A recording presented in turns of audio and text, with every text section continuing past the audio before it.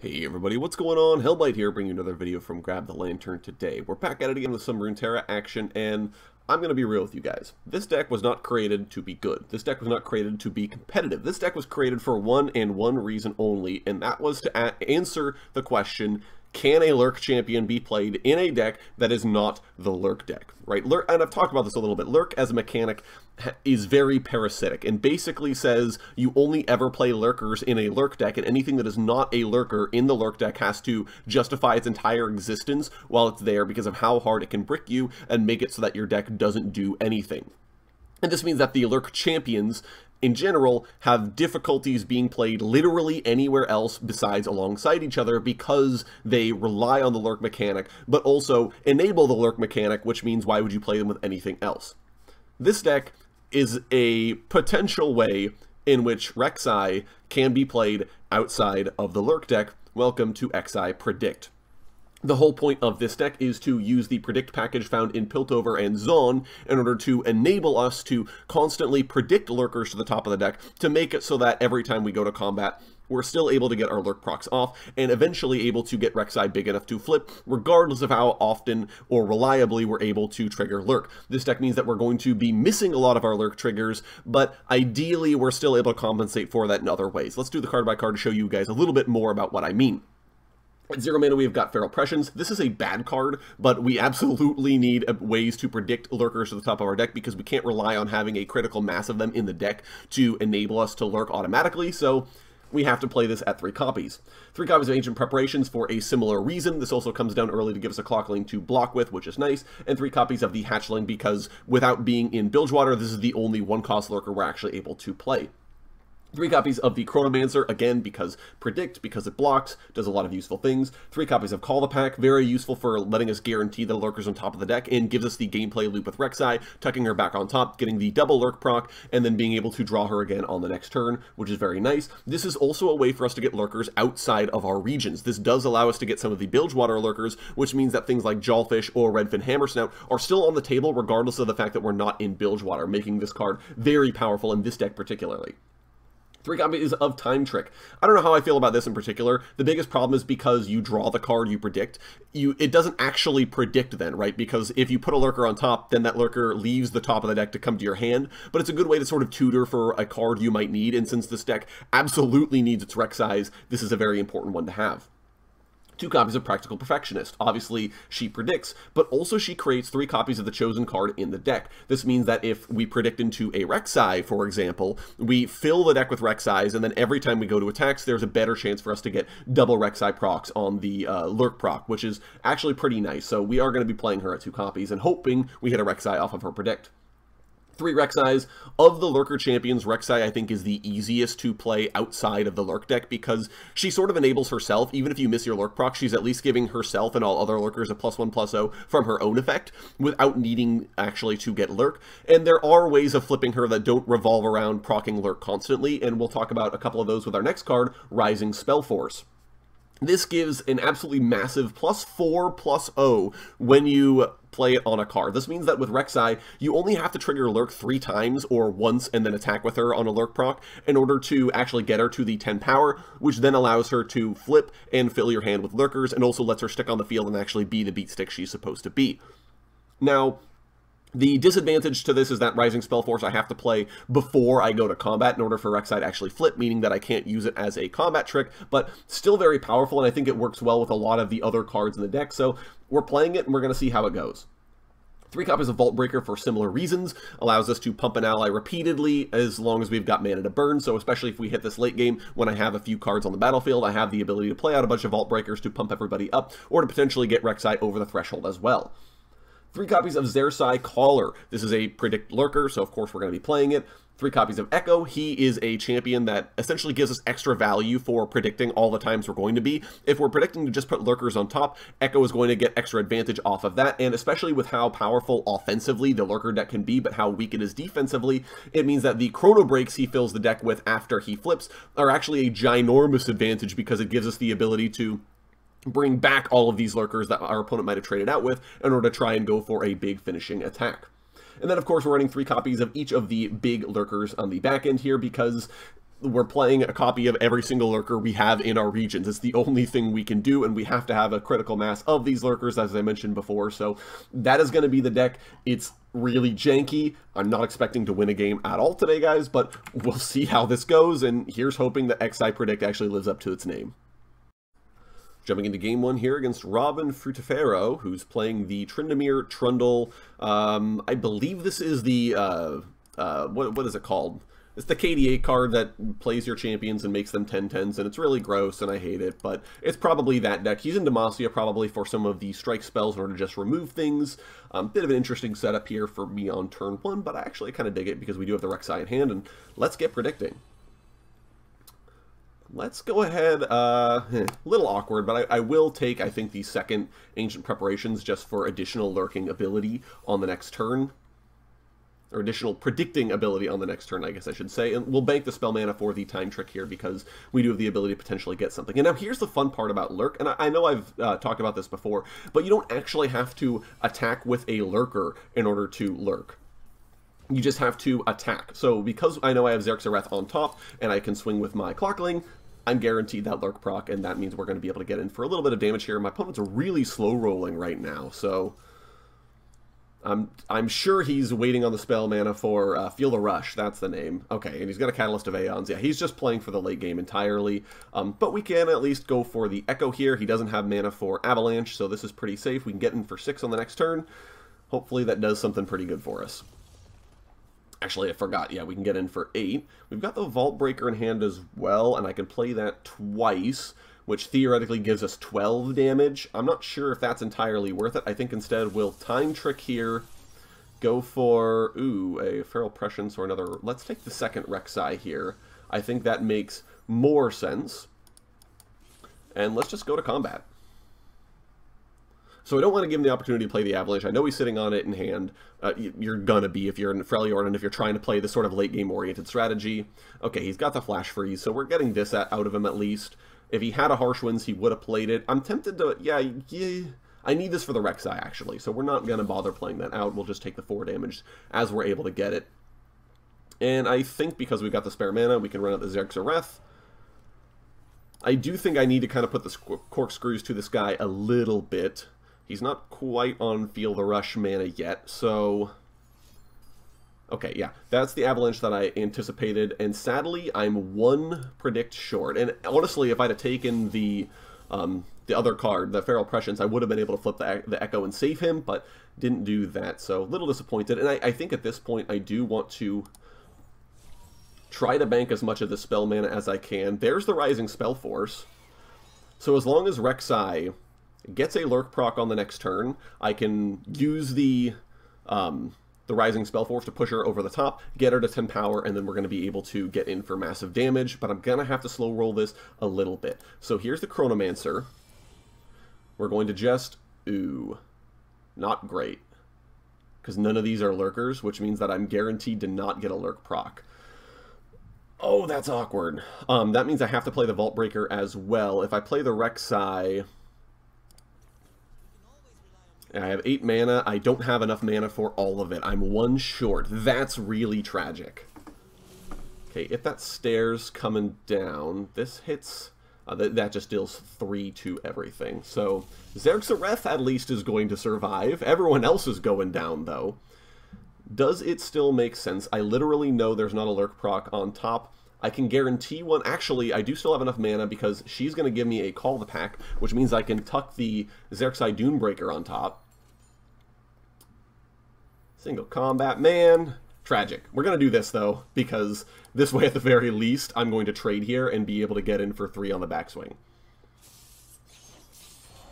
And I still have a Rek'Sai in hand. He doesn't know that. So, really kind of an awkward turn. At least... Oh. Wait, I got a Lurk trigger. What? I literally don't have a Lurker on top of the deck. I predicted that Call the Pack up top. That's not a Lurk. What? Wait, oh, it does have a Lurk. Oh. I don't know how the game works, guys. Turns out, that's Tryndamere. I'm at 20, so I'm not that worried.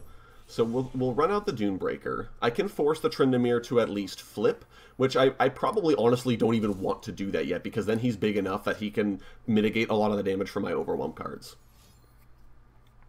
Single combat, yeah, okay. So he's gonna get the Tryndamere flip regardless, which is not great for me.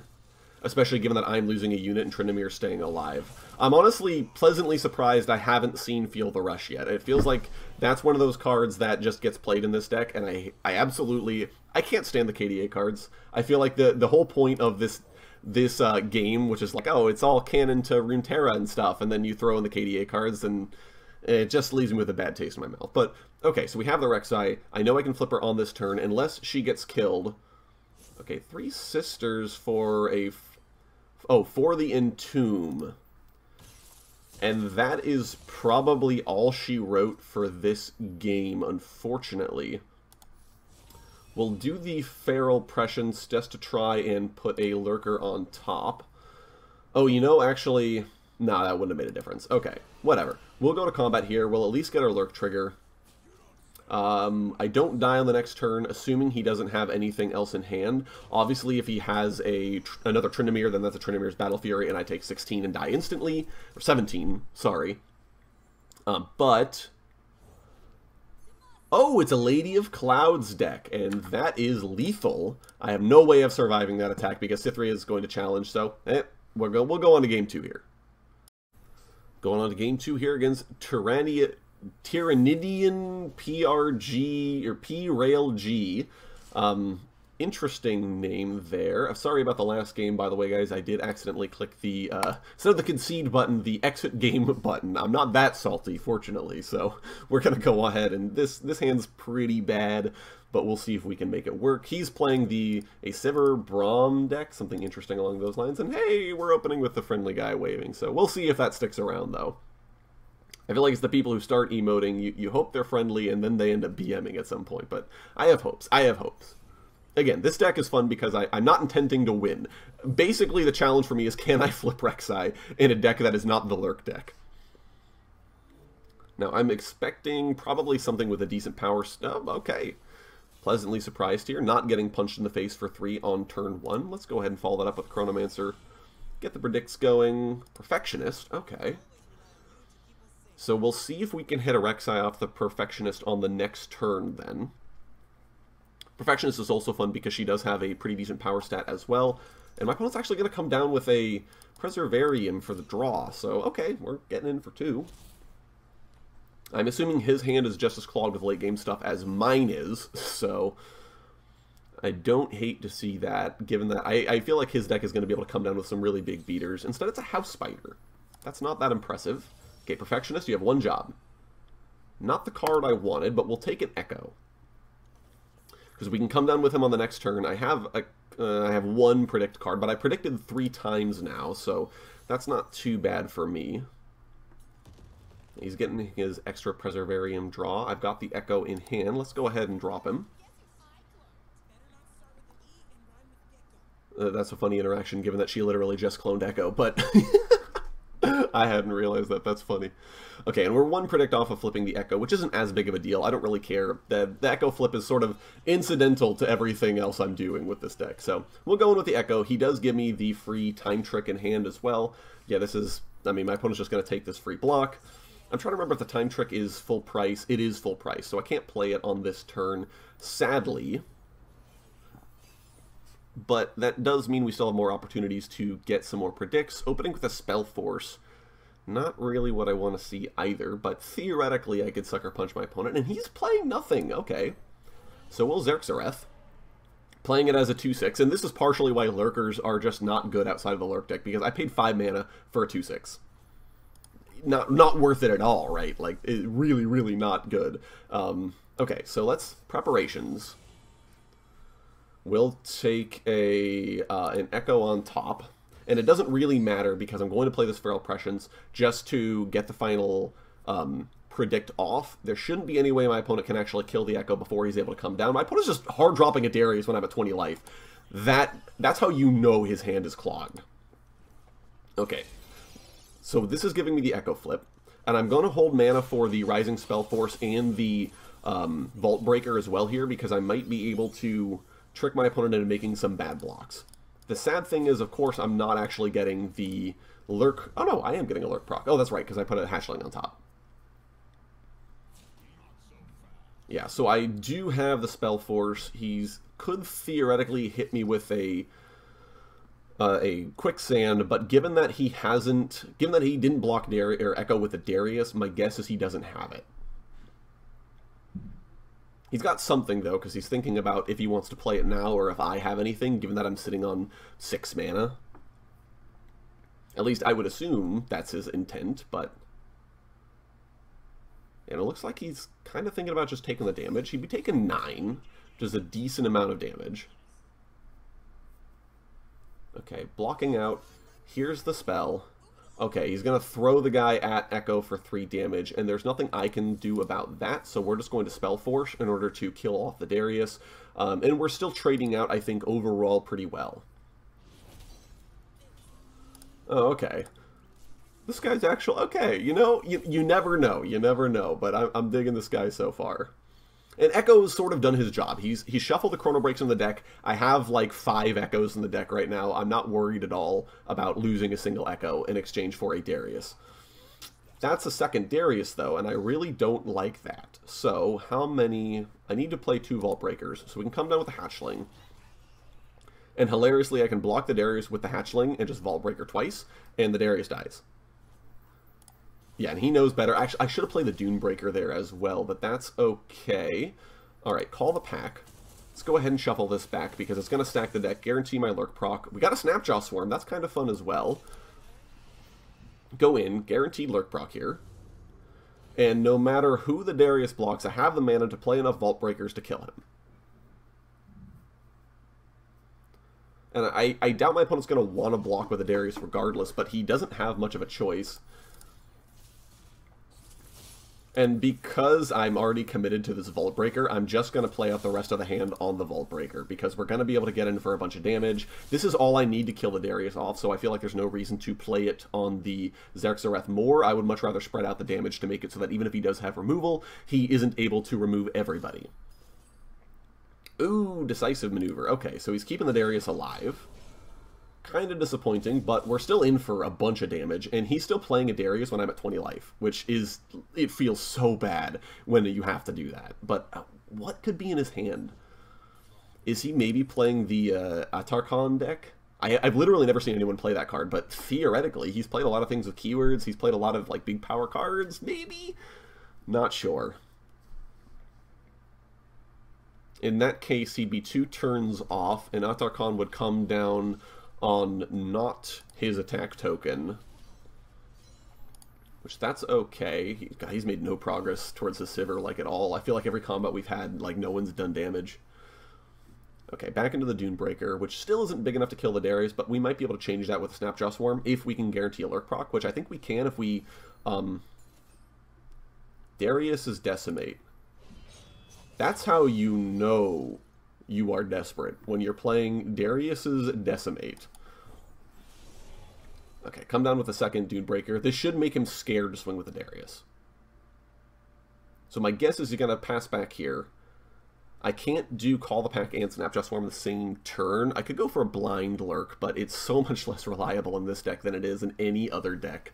Or in the regular Lurk deck, I guess I should say. Okay, Rite of Calling, because he's going to go draw another Darius, so that way he can flip his Darius, so that way he can actually, like, get in for damage. And really my only hope here is that he hit a Sivir off of that Rite of Calling. Okay, he's got... This dude, he's cheesing so hard looking for that second Decimate. Did he get it this time? Okay, there it is. There it is. Okay, there it is. So he is actually going to be able to flip the Darius. That does set him back a couple of turns from Atarkhan, assuming he's playing it. The saddest thing is I can't actually kill the Darius here. I can mitigate a lot of the damage, which I think is alright. What does he have for... He's got another Rite of Calling. Oh my god, this dude, he bricked so hard on... And that's why, like, in the deck, the Ascended deck I think I played, I did not have that card at 3, because you are gonna brick on that card so hard. And now he's thinking if he even wants to attack. I'm gonna only take 4 off the Darius attack. Yeah, it's not worth it for him in the slightest. Ooh, I've got a Vault Breaker. Okay, let's do this. If I get a Jawfish, that's really funny. Okay, no Jawfish. That's fine, though. We're guaranteeing our Lurk proc, and I feel like he's not even going to want to block with a Darius. Because any combat trick kills the Darius. On basically any of my guys, because I have enough mana to play the Vault Breaker like as many times as I want. So he's taking some okay trades here. He's basically hoping I don't have another Vault Breaker, which I do. So here we go, and we're going to Vault Break just enough to kill the Darius and trample through for 1, and then, yeah. Okay, yeah, that's going to be it for him. He knows it. He doesn't have anything in hand. We got lethal on board. See what else he's got in his... Okay, he doesn't have anything. He's just going to let it happen. Man, okay, I feel bad for my opponent. He bricked super hard, and I did not have a good opening at all. My deck didn't do, like, anything that it was supposed to do, and we're winning regardless, but... Hey, I'll take it with the Lurk deck. We still haven't flipped the Rek'Sai, though, so this doesn't count as a win. Until we flip Rek'Sai with this deck, it's not a win. We're going to go back in. We're going to try again Game 3. Here in Game 3 against Undebeat, playing the Teemo Traps. We know how this deck works. I played it recently on the channel. This hand is okay, but I would like it to be slightly better. The biggest thing I think I'm going to have is I don't know that I have an answer for Teemo. I literally don't think that my deck can do anything about Teemo. Actually, I should not have played that because now he gets to come down. Oh, Poison Dart. Yeah, that's the other punish. Okay, so nothing we can do about that. Unfortunate. And now I don't have a creature to swing with on my next turn, which means I can't trigger Lurk unless... Time Trick. Yeah, that's not going to do me any good. And he's main decking Clump of Wumps. I don't think this is a very good card in particular, but, you know, that's an option. It's playable. Okay, and Peddler. We're going to go ahead and Caller here for an Ekko? What is your champion spell? Called Shot. That's not good. Give me another Caller, please. I do have a good amount of Predict on hand. Okay, and this is a free block. I may as well take this. Okay, and so what we can do is I can drop the Ekko, and I can Predict twice on this turn. I almost feel like I want to wait for Ekko's fleeting time trick before I do anything. This is a Mystic Shot, or the Caitlyn spell. Okay, it is the Mystic Shot. May have wanted to have taken the other Ekko, but that is okay by me. Let's go ahead and Prescience, because it's free. We'll put a Dune Breaker on top, which means we're guaranteed our Lurk proc now, which means he can't block unless he wants to lose his Peddler or burn another removal spell. He does have the... Oh, the Pokey Stick. Okay. No stopping that. He's going to be able to get more shrooms and remove another card. Definitely a more controlling version of the deck I was playing with the Teemo Kate traps, but it's one of the advantages, is you just need to control the early game while you're building your shrooms. Into a second Puffcat Peddler. Ooh, that's pretty rough. What can I predict myself? Let's get another Ekko here. Which means that I should be able to, even if Ekko gets targeted by removal, I can predict at instant speed in order to give him the extra point of health, and that should be a good amount of survivability for him. So here he comes. I'm expecting removal. No, it's the Chump Wump. That is okay. So I'm going to call the pack here in order to not only refill the hand, but also to guarantee my Lurk trigger here, which is going to make the Xer'Sai Caller big enough to kill the Chump Wump if it does choose to block, which it is. I don't expect my opponent to remotely try to kill the Ekko, or to block the Ekko, because he's just going to lose a guy for free. It's going to be a lot of mushrooms in the deck, sadly. Yeah, we're going up to about a mushroom per card. So I will do this now. We'll Time Trick the Rek'Sai to the top, putting her in hand. Ekko flips. We get the Chrono Breaks into the deck. And this also means that we're going to be hitting in for 5, which is pretty good, and getting a free Time Trick to let us go tutor for another card from the deck, which is overall a pretty big deal. So I can maybe now go for a Rising Spell Force. The Rek'Sai is big enough that Rising Spell Force is guaranteed to get her there because she gives herself the own +1/+1. And there's the Teemo, which would put us to about 2 mushrooms per card, which is a lot of damage, but it's not, strictly speaking, death. So we'll try for this. Oh, actually, that's not too bad, because I'd much rather take the 1 damage now and remove a mushroom from the deck versus not do that. Okay, iterative improvement for another one, which is also going to add more mushrooms to the deck before he... Oh, that was a misplay. He should have played this guy first. And the sad thing is, I don't know that I can... I actually think I have to block with Ekko. Because if I take 8, I'm going to go down to 6, and that puts me in very lethal mushroom range. I do get the free time trick, though. That's kind of fun.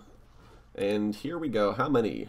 90! So it's actually 3 puff caps per card, and that probably means the game is going to be ending very quickly. I don't know that I have an answer for the Teemo either. Okay, we're taking 4 off of tutoring for a card. That feels pretty bad. Snapjaw Swarm? Lurk proc? I'm really hoping, at this point, that I don't die on my next draw. If I don't die on the next draw, I have the ability to flip the Rek'Sai and potentially get in for a lethal attack. Okay, he's going to pokey stick me for 1, though, which makes it even less likely that I'm going to survive, especially now that there are even more mushrooms in the deck. Oh, jeez. This is what striking with the Teemo even once lets you do. How many?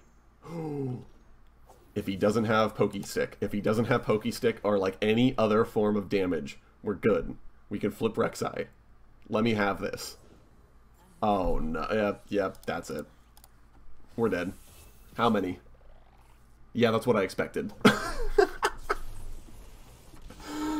Well, you know, that actually is what I was hoping my my mushroom deck was going to do, and it never quite did that. So we're going to go to a game 4. Come on, can I get the Rek'Sai at least once? I think we can. Game 4 up against Laren, playing Pantheon Taric Fated. So we have the deck from last week, and then the deck from 2 weeks ago, back-to-back. So having a nice little run back. I guess the next game I would play would be, they'd be playing the regular Lurk deck, and not the janky Xer'Sai Lurk deck, but this hand is garbage. Oh my goodness. Do not like this, but we'll see what we can do. I do at least have the Xer'Sai Hatchling. Okay, we actually have a Rek'Sai in our opening hand. That's pretty good. Because that means I can Hatchling out. On the next turn, I can call the pack, tucking the Rek'Sai, get in for 3. I don't believe his deck should be playing anything that can block a fearsome card on the first turn. Jawfish in hand, not the one I want. I was hoping for Redfin Hammer Snout so I could just grab the Pantheon or Taric when they come down and kill them, but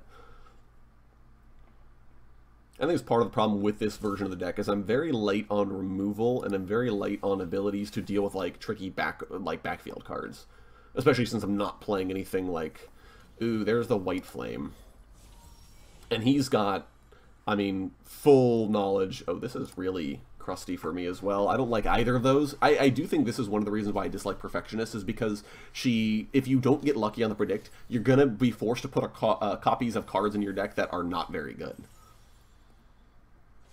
So I can at least block here, get it down to 3 health, because he's going to heal 1 from the Fury proc, and I think he's wondering if he even wants to attack, knowing that then he can't do much for the Wounded White Flame on the backswing. Okay, I think this is fine. We do at least weaken it, so it's theoretically possible to kill it. Theoretically. Okay, second Xer'Sai Hatchling. I think this is fine. Unless, okay, Guiding Touch. That is an option. That's going to make it pretty big, and now it survives a hit from my Xer'Sai Hatchlings, even if I have the Rek'Sai on top.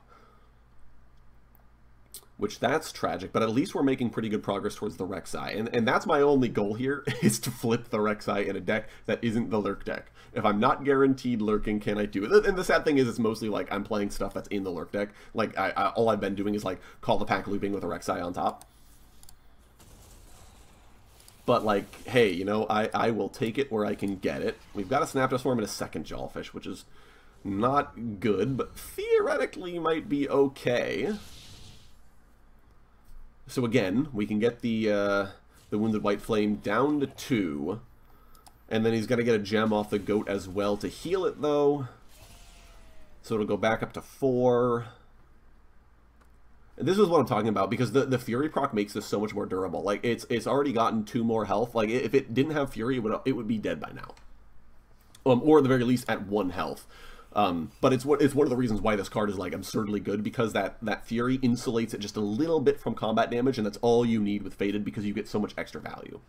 I don't even know, I can swing with a Snapjaw, assuming it's not a Guiding Touch. I still can until the gem hits, and now I'm taking 8, I think. And I don't know that it's worth it, because we do get it low, but it does give me the ability to at least trigger Lurk, so actually we can kill it assuming he doesn't have another combat trick. Which, like, it's the Fated deck, we know it has a combat trick, but it would at least force it defensively, and force it on a round in which he's already triggered Fated, so he's getting less value off of it overall. And Rek'Sai, as long as I get a Lurk proc on the next turn, flips. And that's all I'm looking for. I don't know if I want to go for it blind. I may take the next turn slow, just play like the Dunebreaker or Xerxa'Reth. Xerxa'Reth might be the better choice because I can get her to flip at least if I have a Lurk proc. But if I have a Lurk proc, then it makes sense to go for the Rek'Sai, right? Couple options here. The biggest thing is Rek'Sai, I think, is guaranteed to die if she goes to combat, but as long as she refilled my hand, I think that's okay. He is going to block. Okay, and he'll play out the Sharp Sight, which is pretty bad for me because I think it means I make no progress towards his health total. Okay, a little bit of progress towards his health total, but it's pretty big now. If I get a Predict spell, no Predict spell. Tragic. Alright, Xerxa'Reth. Don't get killed. Because if Xerxa'Reth dies, I'm dead on the backswing to basically anything.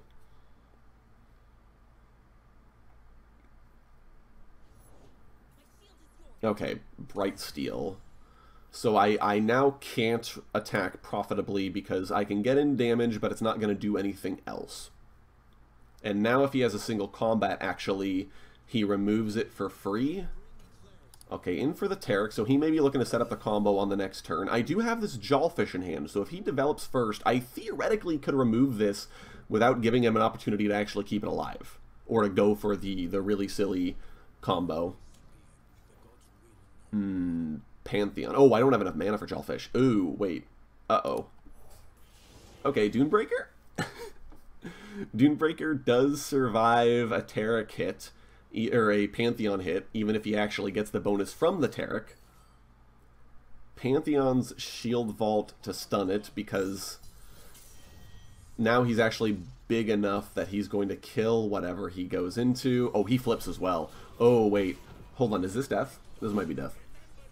If he gets Scout, I think it's guaranteed death. If he doesn't get Scout, I'm okay. I think I can survive, but it's not good. So you Taric with the White Flame because you guarantee its proc here. Okay, you Guiding Touch for a heal, so then you can give it the extra Fated proc. I might, because I'm taking 10 off of that, assuming I block. Oh yeah, they're right, because he's going to force me to block there. Which I have to block here, which sadly his dude is just big enough. And I do have to block, because otherwise I am just dead. Do I go for a Randy Jawfish? I think I almost have to trust in the heart of the cards here with Jawfish and hope it works. Go, Jawfish. Okay, you hit one of the ones I needed you to kill. Oh, Pantheon's elusive. Wait, I think my opponent missed that. Was I dead? No, because I could have blocked the 12. I would have taken... No, I had 2 blocks. Yeah. Okay. So the Pantheon did need... it was better for the Pantheon to challenge there. I do think the particles for elusive are not as obvious as Riot makes them out to be sometimes, especially when you have keyword soup on a card. Okay, they're going to remove the Jawfish, who is attempting to punch the Wounded White Flame to death. And now I can't even go for the Rek'Sai, even though I was guaranteed to get a flip, so we cost ourselves our opportunity to actually get the flip off, which is really sad.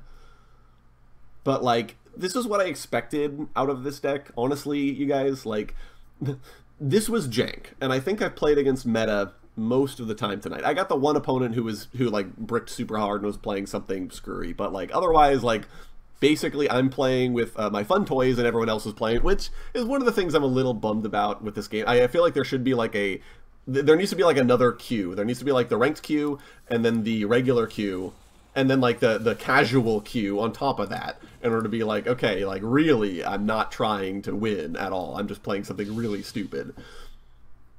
So we'll just do this. There's no reason. I mean, he could take it, and it wouldn't even matter, because I'm dead on the next turn. I'm dead on board. But like, let's see if he lets me actually hit him. He can block with a goat, get his gem, heal somebody. I guess both of his Fated procs have already gone off. Oh, we're actually going to get to kill the Wounded White Flame. Let's go. Popping off. All right, but he's got it. I'm dead on board. So either way, disappointing. Really disappointing finish. We didn't flip the Rek'Sai, though we could have, and in all honesty, if I hadn't been trying to win, we could have at least played the Rek'Sai out, gone to combat with her, flipped her, you know, great. So anyways, that's Xer'Sai Predict. It's just as janky as I expected, but it worked surprisingly well in a couple of different regards.